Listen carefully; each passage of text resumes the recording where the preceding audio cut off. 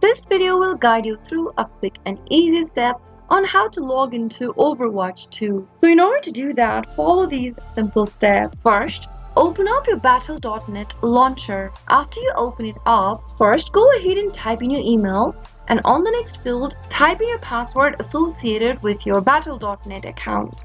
If you want to stay logged in, make sure to check this little box right beneath the password box where it says keep me logged in. If you're using a public or a shared device, leave the box unchecked and finally click the login button. Soon after you do that, you'll be logged into your battle.net account. Once you are, it'll show up this kind of an interface. Now, go and click the Games tab on the top left. Click on Overwatch 2 in order to launch open the game, and there you have successfully logged into your Overwatch 2 game. All you need to do is to log into your Blizzard Battle.net account and you should be okay. That is how it can be easily done. If you found the video to be helpful, go ahead and give us a thumbs up. Don't forget to subscribe to our channel by hitting the subscribe button.